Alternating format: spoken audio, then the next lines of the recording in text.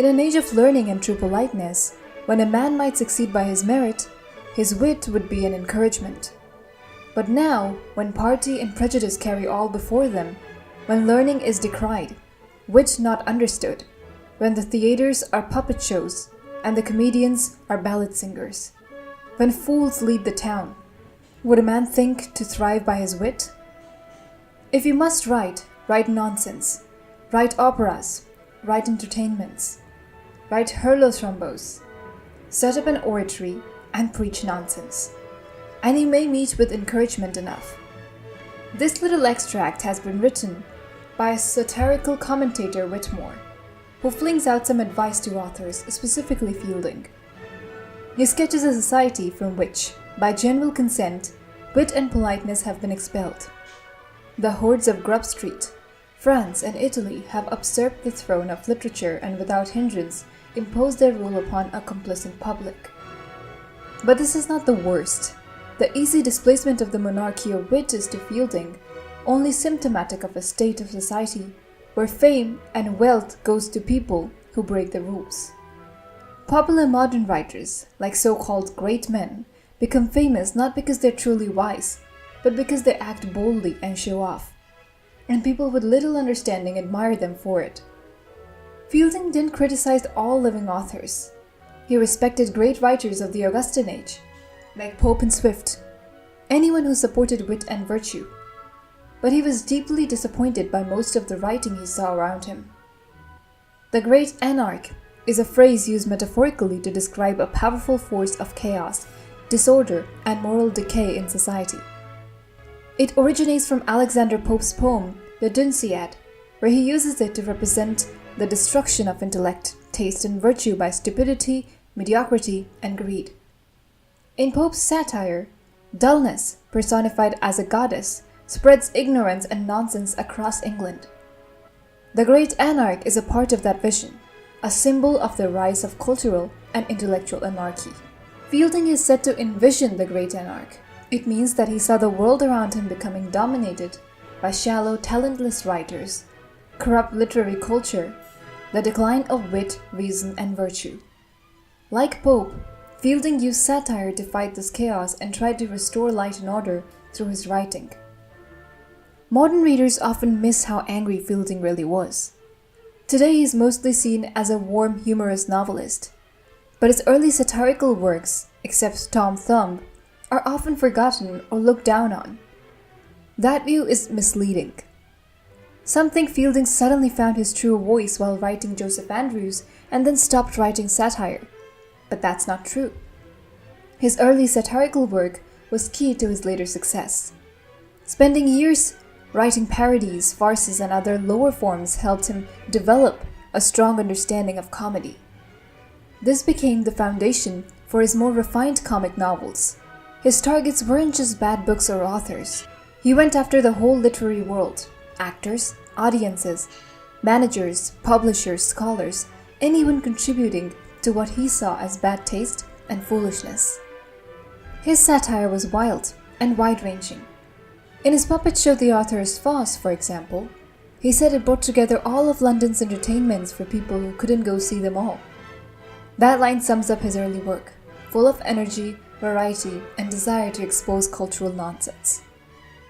Majorly, Fielding's satire consisted of three things: affectation, vanity, and hypocrisy. Affectation was pretending to be something you're not, often to impress others. Example, a character using flowery language to sound learned without understanding what they're saying. Shamela pretending to be virtuous to trap Mr. Booby into marriage. Vanity, excessive pride in one's appearance, achievements, or abilities, often shallow or unjustified. Example, a critic who thinks he's brilliant but only uses shallow terms like low or sad stuff. A bad playwright who thinks his terrible tragedy is high art. Hypocrisy, claiming to have moral standards and beliefs which one's behavior does not actually conform to. For example, a clergyman who preaches virtue but secretly acts corruptly, like Parson Williams in Shamela. Characters who condemn vice while indulging in it themselves. Fielding saw all human foolishness as rooted in one main flaw: affectation. He made fun of authors and literary figures in the same way he mocked human foolishness in general, because for him, the world of literature was just a part of society, not separate from it. Writers, like everyone else, were expected to behave with basic decency and common sense. Being a genius didn't excuse bad behavior. Fielding's main method of satire was to simply expose ridiculous words and actions, rather than preach or try to reform the person.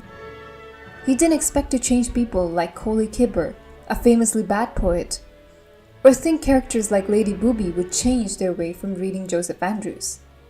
But he hoped less hardened people might laugh at their own foolishness and correct it, and those who weren't foolish yet could be warned about fakes and pretenders. Fielding's comedy, though funny, was meant for serious readers who could see the message beneath the humor. He took his role seriously and called out anyone who spread disorder in literature, whether it was bad actors, silly readers, dishonest editors, flashy performers, or corrupt journalists. While some of these criticisms were just passing remarks, his bigger, more focused attacks were aimed at theatrical managers, booksellers, critics, dramatists, writers of history, biography, and romance. Fielding criticized critics and playwrights harshly, especially because they were frequent and influential offenders. He accused them mainly of three things: incompetence, because they didn't really understand what they were judging or writing; bad temper, because they would attack out of anger or jealousy; pretending to know more than they actually did, acting like experts while being ignorant. Fielding believed any fool now thought he could be a critic, judging works based purely on personal whims. He saw this bad attitude as a natural result of ignorance. Fielding loved mocking bad grammar, spelling, and language, especially when these were used in serious or formal writing. The mismatch made it funnier. He, like many lovers of real wit in his time, was both amused and annoyed by the growing crowd of self-proclaimed critics. People like fashionable young men, lawyers, tradesmen, and even schoolboys who had no real education or understanding but still acted like literary authorities. These people knew neither Latin nor Greek and weren't even good at English.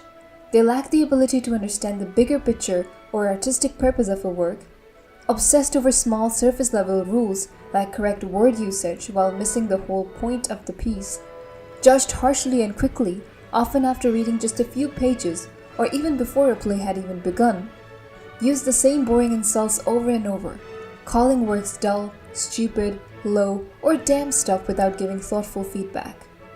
He was also very harsh on another kind of false critic, the vain pedant, someone with a little education but too much pride, who filled his criticism with useless, complicated nonsense. The model for this type was Martinus Scriblerus, a satirical character invented by Pope and others to mock scholarly pretentiousness. To make fun of people who pretend to be learned, Fielding often used two key techniques: parody and exaggerated imitation. He was just as critical of playwrights, though he didn't mind so much when they fought each other. But he had great fun mocking their pretentiousness and incompetence, and typically made them look foolish by letting them expose themselves through their own behavior. Fielding and other Augustan writers mocked the popularity of lowbrow stage shows, like puppet shows, harlequinades and pantomimes, operas, acrobatics, animal displays, random spectacles, and fantasy elements. These forms, he felt, had taken over theaters and replaced good drama. He found these performances ridiculous because they were overcrowded with pointless characters, shallow and unbelievable characters, chaotic and random plots, full of unconnected scenes and absurd violence, lazy storytelling, problems pop up and disappear without logic, and completely unrealistic tone. Fielding used these absurd scenes to satirize society, mocking not just art, but politics, literature, and city life in general.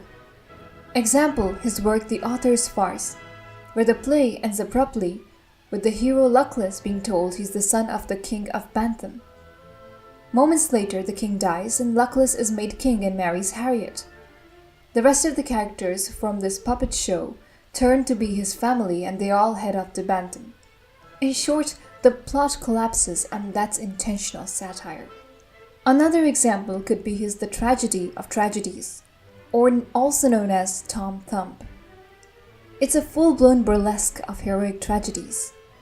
It mocks over-the-top language, plots, characters, and drama cliches. Tom Thumb is always in a state of frenzy, and everyone ends up dying pointlessly. Fielding makes the excesses of tragedy laughable. But Fielding wasn't against all silly entertainment. He accepted farce, which is meant just to make people laugh. But he mocked writers who took silly stuff seriously.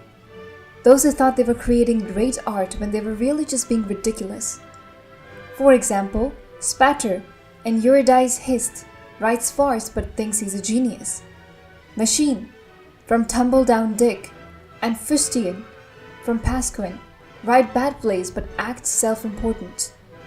So what truly annoyed Fielding was not just foolishness, but the arrogance and pretentiousness that came with it. Fielding criticized the same kind of pretentiousness and fakery in biographies, histories, and romances, especially in the works of Colley Cibber and Samuel Richardson. He didn't reject the genres themselves. When done well, he believed these forms could teach and entertain. But when done poorly, full of vanity, exaggeration, or shallow morality, he mocked them harshly. He mocked false seriousness, especially when writers tried to make insignificant or immoral people seem important. He used biographical formats and heroic tones not to praise, but to expose absurdity.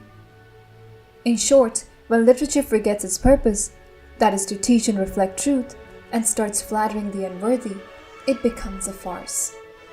Fielding had 4 satirical works based specifically on these genres.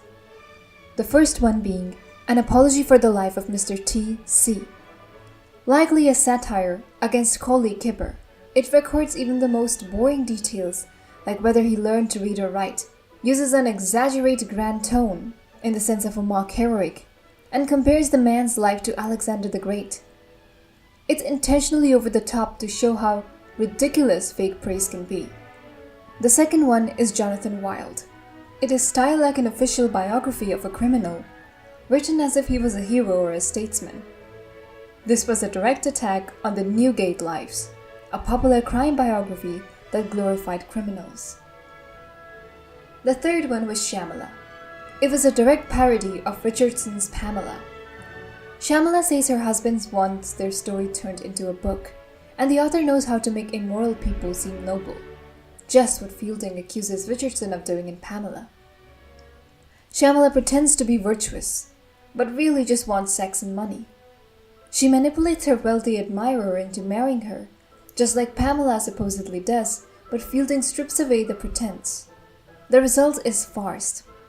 All relationships are reduced to lust and greed, making the story shallow and false. He's not just mocking one book, he's mocking a broader statement.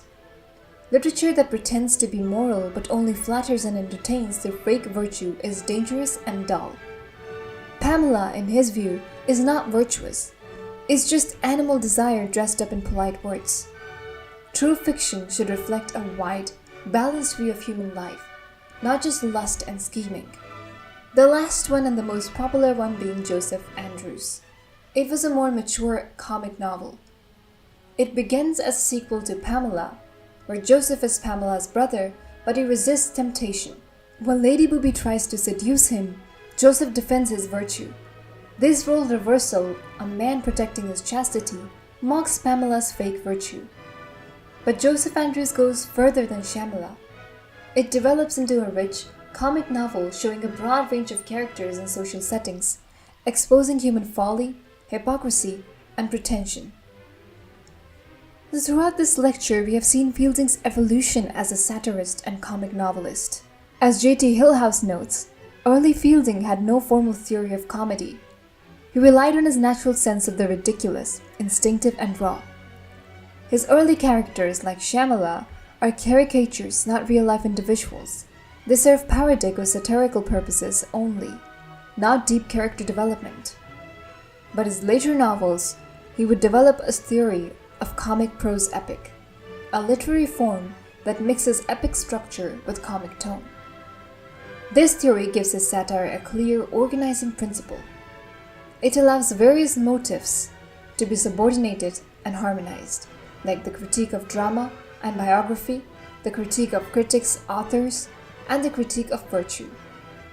Although he still uses self-exposure, that is, characters revealing themselves through actions or speech, his later characters become more realistic. Joseph becomes more than just a parody of Pamela. He's a living, credible character. In contrast, early burlesque figures like Tom Thumb are exaggerated and unnatural. They exist in an unreal, fantastic world. This was intentional because burlesque thieves on the unnatural. So while the burlesque would see an exaggeration, fantasy, and unnatural figures, the comic epic would see realistic, credible characters and controlled satire. Fielding's satiric view was inspired by Augustan wits like Pope, Swift, and Addison. Fielding believed that good estate of letters, that literary standards, reason, and taste was under attack. The attackers were Gothic hordes, a metaphor for ignorant, tasteless, vain writers and critics. His work aimed to defend literature against these corrupting forces. So this was all about Henry Fielding. If you'd like to know more about satire, its different subgenres that I discussed in this video, and its different types that we'll be discussing about throughout our discussion of the Enlightenment period, you can have a look at this lecture.